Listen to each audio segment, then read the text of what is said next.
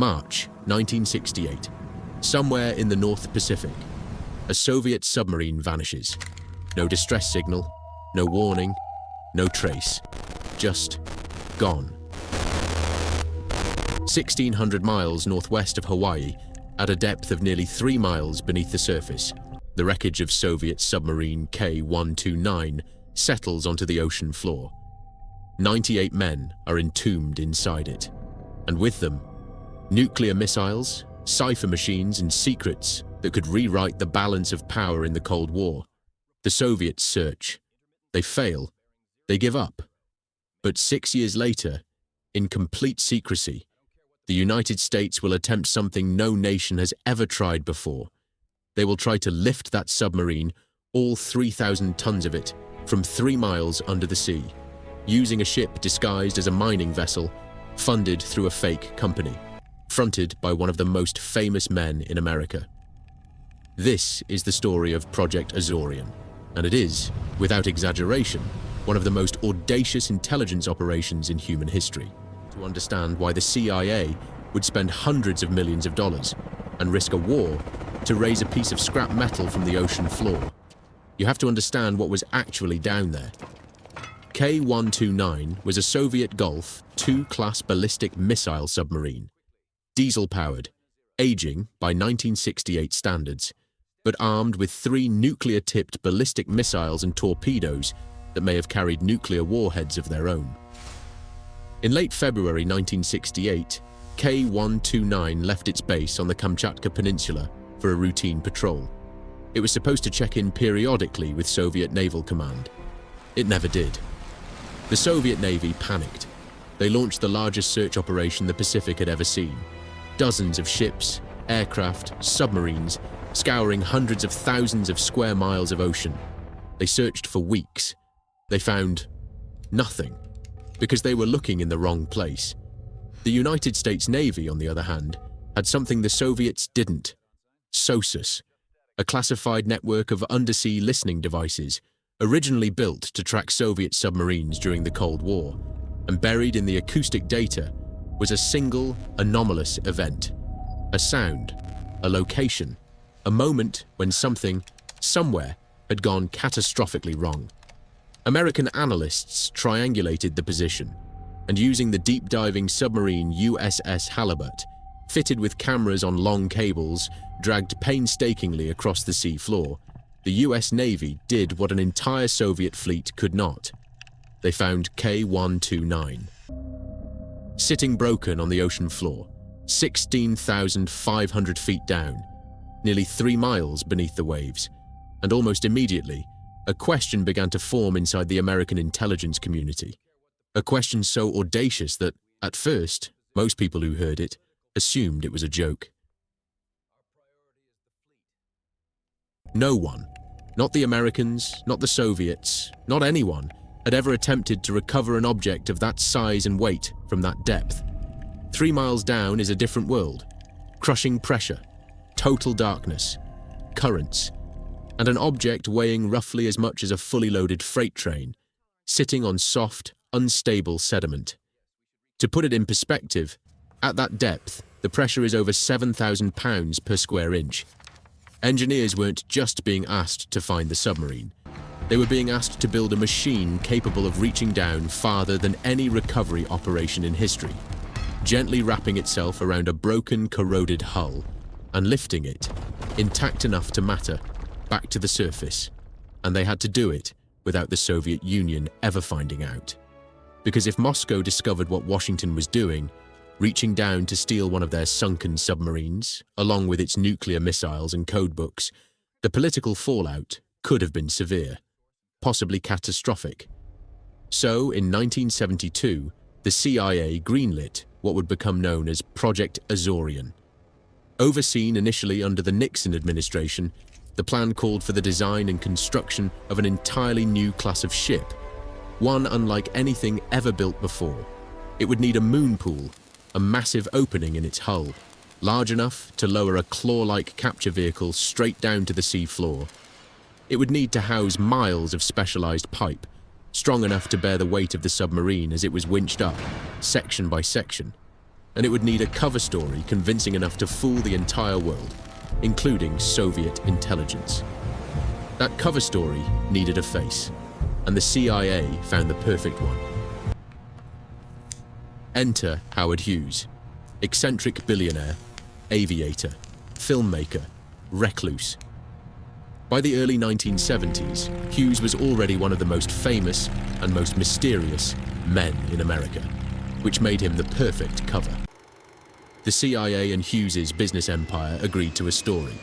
Hughes's company, Global Marine Development, was building a massive ship, the Hughes Glomar Explorer, to pioneer a groundbreaking new industry: deep-sea mining, specifically harvesting manganese nodules, small mineral deposits littering the ocean floor, rumored to be worth a fortune in nickel, copper, and cobalt.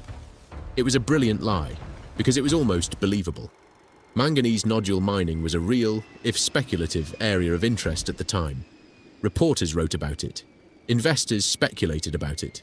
It gave the Glomar Explorer's bizarre design: a colossal ship with an open center and a giant crane-like structure, a completely plausible, non-military explanation. The ship was built at a shipyard in Chester, Pennsylvania, in full public view. Its true purpose known to only a small circle of people. Underneath its deck, hidden from view, sat the real payload, a docking well capable of concealing a massive capture vehicle, codenamed Clementine. A giant mechanical claw built specifically to embrace the wreck of K-129 and hold it, however fragile, however corroded, as it was pulled inch by inch 3 miles toward the surface. By 1974, the Hughes Glomar Explorer was ready, and it set sail for a target 1,600 miles from Hawaii to attempt a recovery operation the likes of which the world had never seen.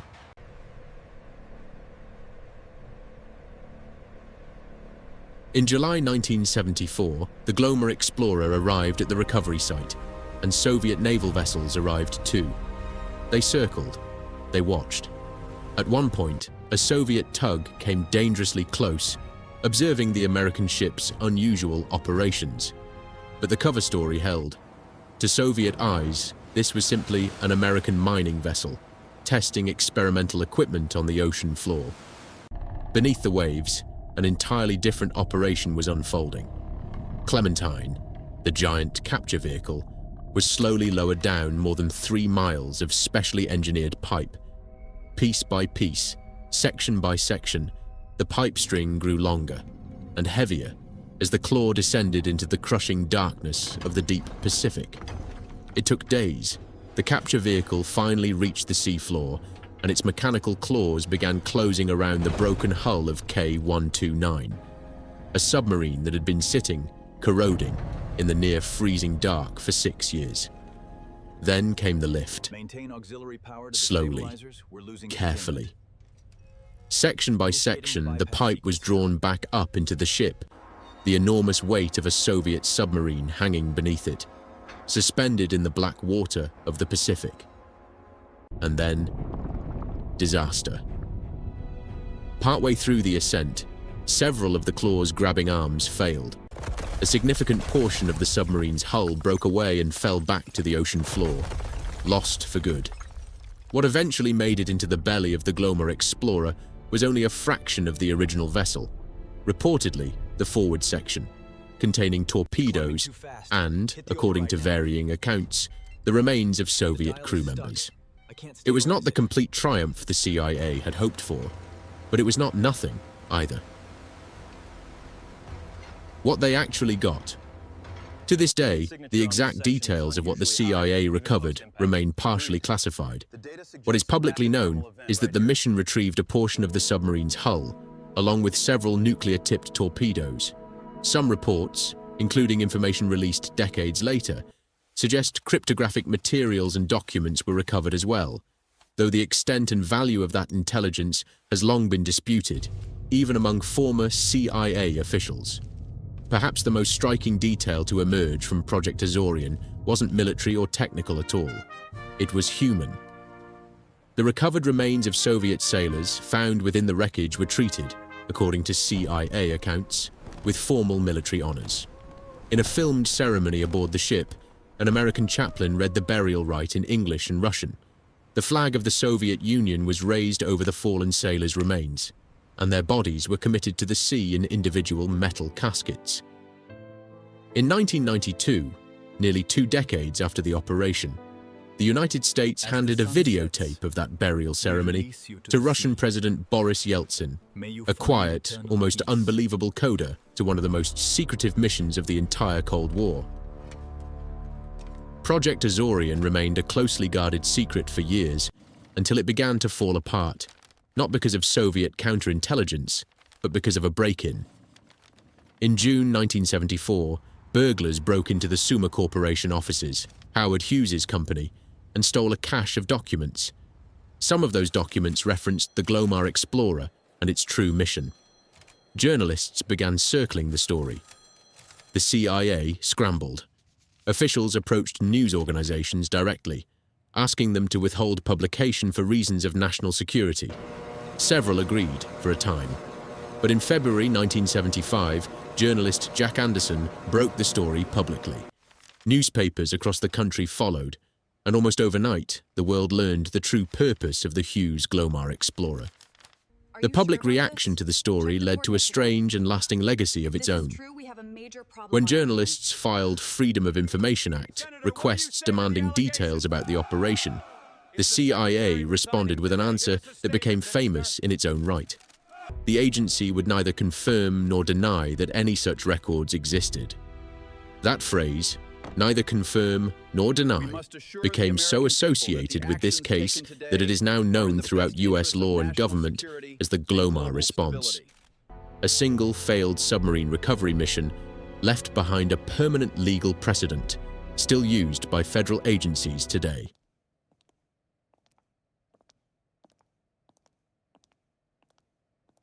Project Azorian cost an estimated $800 million, adjusted for the value of the project at the time, an almost unthinkable sum for a single intelligence operation, especially one that only partially succeeded.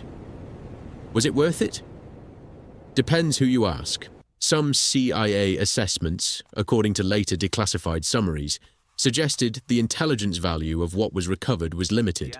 The most valuable sections of the submarine had been lost when the claw failed. Others argued the operation's true value lay elsewhere, in what it proved: that the United States could design, build, and execute an engineering feat on the ocean floor that no nation on Earth had ever attempted, and keep it hidden from the entire world for years. A planned second recovery attempt to retrieve the remaining sections of K-129 still resting on the sea floor was ultimately scrapped after the story became public. The Hughes Glomar Explorer itself went on to a strange second life. Decommissioned from intelligence work, it was later leased and eventually purchased for offshore oil drilling, spending decades in commercial service before being scrapped in 2015. The same ship that once carried a stolen Soviet submarine, quietly drilling for oil in international waters. Its true history unknown to most of the crews who worked aboard it. Somewhere at the bottom of the North Pacific, pieces of K-129 still rest in the dark, beyond the reach of light, beyond the reach, most likely, of any future recovery. Project Azorian remains one of the only times in history that a nation successfully disguised a multi-hundred-million-dollar military intelligence operation as a mining expedition, built a ship the size of a skyscraper to do it, and very nearly got away with it entirely. It is a story about engineering pushed to its absolute limit, about secrecy maintained under nearly impossible pressure, and about a Cold War fought not just with missiles and spies, but with claws, cables, and 3 miles of open ocean. The CIA got part of what they came for. The rest is still down there, waiting